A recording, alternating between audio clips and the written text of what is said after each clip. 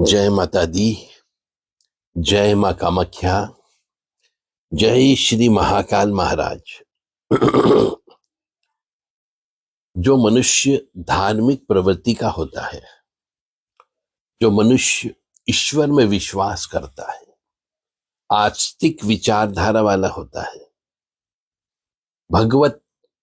भगवान को पाना चाहता है, भगवान के सानिध्य में रहना चाहता है, साधक है, ऐसे मनुष्य को गंभीर होकर के हर महीने सोचना चाहिए, हर अमावस्या के बाद सोचना चाहिए कि एक महीना और गुजर गया मेरी जिंदगी में से, मैंने कितना भगवान नाम लिया है या नहीं लिया है। और मैं तो कहता हूं कि 24 घंटे में से आप 20% समय भी यदि भगवान नाम में दे दो तो बहुत बड़ी बात हो गई।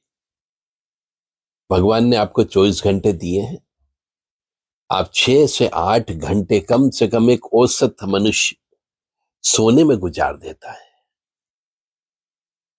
खाने पीने में निकाल देता है, पढ़ाई लिखाई में निकाल देता है, अपने 20 बच्चों को पालने के लिए, रोटी पानी के लिए, रोजगार में निकाल देता है। बचा क्या उसके पास? कुछ नहीं बचा। भगवान का नाम लेने का समय नहीं बचता है। तो ऐसे मनुष्य को रोज सोचना चाहिए कि मैंने 24 घंटे में कितनी देर भगवान का नाम लिया। समय पे समय निकलता जाता है, माह पर माह निकलते जाते हैं, साल पर साल निकलता जाता है, और धीरे धीरे हमारा समय भी कम होता जाता है और हम धीरे धीरे मृत्यु के समीप पहुंचते जाते हैं। हर मनुष्य की मृत्यु होना निश्चित है, और जो एक समय के बाद वो डिब्बा खाली होना ही होना है, और जब डिब्बा खाली हो जाएगा तो खेल खत्म हो जाता है। तो जितने समय हमने अपने कल्याण के लिए, इस आत्मा की उन्नति के लिए प्रयास नहीं किए, तो आपकी जिंदगी की बहुत बड़ी हानि हो जाती है। सोचो, विचारो, मनन करो कि तुम इस दुनिया में क्यों आए हो, भगवान ने तुम्हें क्यों पैदा किया, क्यों तुम इसी मां के गर्भ से पैदा हुए, क्यों उसी बाप ने तुम्हें पैदा किया, और पैदा किया तो तुम्हारे उतने भाई बहन क्यों, और क्यों पैदा किया। पहले तो इस प्रश्न के खोजने की ओर चलोगे तो आपको समझ में आएगा। जैसे जैसे समय गुजरता जाता है, हमारी मुट्ठी में जितनी रेत भगवान ने दी है उसमें से एक एक कण निकलता जा रहा है। जैसे जैसे हर क्षण कुछ न कुछ निकलता जा रहा है। तो हमने अगले निर्माण के लिए क्या किया, हमारी इस आत्मा की कल्याण के लिए हमने क्या किया?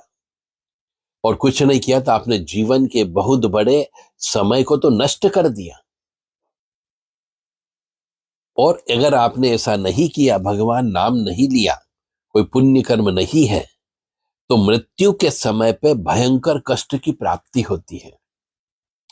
मृत्यु निकलती नहीं है, भयंकर पीड़ा होती है।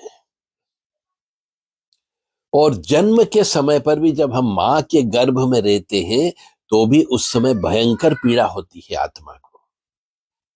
और उसके बाद मानव जीवन मिलता है, और कोई जरूरी नहीं कि आपको मानव जीवन मिल जाए तो वो भी इस जैसा ही गुजर जाए, बिना सत्संग के गुजर जाए। सत्संगी मनुष्य मिलना बड़े दुर्लभ होते हैं, ये भी पूर्व जन्म के संस्कारों की वजह से ही मिलते हैं। तो भगवान का नाम लीजिए, हरे राम राम राम हरे हरे, हरे कृष्ण कृष्ण कृष्ण हरे हरे, हरे राम राम राम हरे हरे, हरे कृष्ण कृष्ण कृष्ण हरे हरे। ये महामंत्र है, इससे पापों का नाश होता है। पूर्व जन्म में, कई जन्मों में हमने कोई पाप कर्म किया हो, कोई छूट गया हो, तो ये भगवान नाम लेने से पाप कर्म का नाश हो जाता है। ओम नमो भगवते वासुदेवाय, ओम नमो भगवते वासुदेवाय, ओम नमो भगवते वासुदेवाय, ओम नमो भगवते वासुदेवाय। ये मंत्र तो नारद जी स्वयं जपते हैं। ओम नमो भगवते वासुदेवाय तो कई राक्षसों ने भी जपा। श्री हरि के बहुत से अनुचर रहे, उन्होंने भी इस मंत्र को जपा। ओम नमो नारायण, ये वाला मंत्र भी जप किया है। विष्णु जी से बहुत से देवी देवताओं ने भी विष्णु जी की साधना की है, जब तप किया, तपस्या की।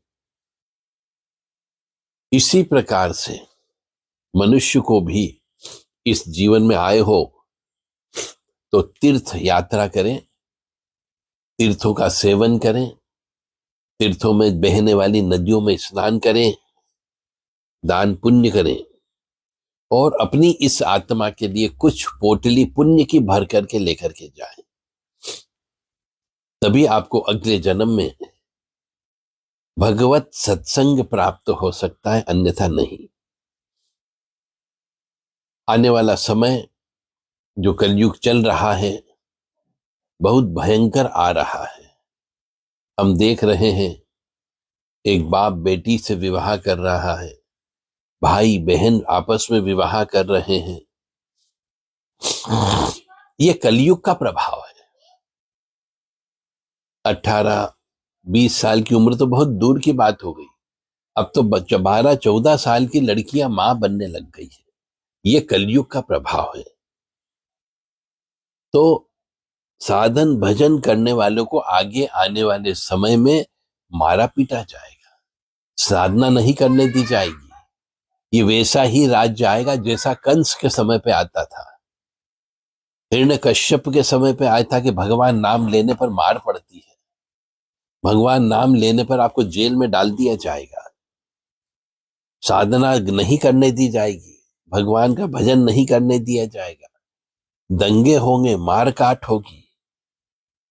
इसलिए आप सब लोगों को गंभीरता से विचार करो हिंदू सनातन धर्म के लिए, भगवान नाम में लग जाओ ताकि उनको शक्ति प्राप्त हो। हवन करो, यज्ञ करो, पूजन करो, जप करो, तप करो और रोजाना नियम बना लो कि मैं इतने घंटे ब्रह्म मुहूर्त में उठ करके भगवान के नाम का स्मरण करूंगा। चाहे किसी का भी नाम का स्मरण करो। हम हनुमते रुद्रात्मका हुम फट ओम ह्रीम हनुमते रामदूताय नमः, ओम क्लीम कृष्णाय नमः, क्रीम क्रीम क्रीम ह्रीम ह्रीम हुम हुम, दक्षिण काली के क्रीम किम किम ह्रीम ह्रीम हुम हुम। जिसका भी नाम लेना हो लो, परंतु जप करो 1 से 1.5 घंटे ब्रह्म मुहूर्त में और हवन पूजन करो। यदि आप प्रतिदिन जप नहीं करते हो तो कम से कम 5-10 मिनट जप करना ही प्रारंभ करें। 1 माला से शुरुआत करें, 5 माला करें, 27 मनकों की माला ले लें, 54 मनकों की माला ले लें। जितनी देर हो उतनी देर करें। गाड़ी चलाते समय भी भगवान नाम का स्मरण करें। यदि आप यात्रा पर जाते हैं एक स्थान से दूसरे स्थान, सर्विस करने, नौकरी करने या व्यवसाय करने तो भी आप जप कर सकते हैं। श्री राम जय राम जय जय राम, श्री राम जय राम जय जय राम। इससे इजी कोई मंत्र हो ही नहीं सकता, नाम हो ही नहीं सकता है। राधे राधे राधे राधे राधे राधे। बस जो चाहे वो आप बोलो। ओम नमः शिवाय, ओम नमः शिवाय, ओम नमः शिवाय। क्योंकि ये जो आप जप करोगे ये आपके जीवन में जो आपको कष्ट होने वाला है नए जन्म लेने के लिए, उसमें भी बहुत आधार का काम करेगा। और रोजाना जप करना प्रारंभ करें, कुछ पुण्य करना प्रारंभ कीजिए। माला हो तो ठीक, नहीं हो तो ठीक, जप अवश्य करें और मन में विचार करें कि जब तक हम जप नहीं कर लेंगे, भगवान का नाम नहीं ले लेंगे, तब तक भोजन नहीं करेंगे। ये करोगे क्योंकि भोजन तो अत्यंत आवश्यक चीज है शरीर के लिए, तो वो भी आवश्यक चीज है इस आत्मा के लिए, वह आत्मा का भोजन है। मतलब भजन कीर्तन करना, जप तप करना आत्मा का भोजन है। तो जो नियम से माला नहीं करते हैं वो आत्मा को शुद्ध नहीं रख पाते, पवित्र नहीं रख पाते, ताकतवर नहीं रख पाते। इसीलिए रोजाना कुछ न कुछ जप करने का नियम का पालन करें, ताकि आत्मा को भी भोजन मिलता रहे, और आप तो भोजन करते ही करते हो। तो सभी आज से ये संकल्प लें कि मैं हिंदू सनातन धर्म की रक्षा के लिए जप करूंगा, समय निकाल करके हवन करूंगा, अपनी सामर्थ्य के अनुसार दान धर्म करूंगा, और सनातन धर्म को रक्षा करने के लिए हमेशा तत्पर रहूंगा। जय माता दी, जय मां कामाख्या, जय श्री महाकाल महाराज।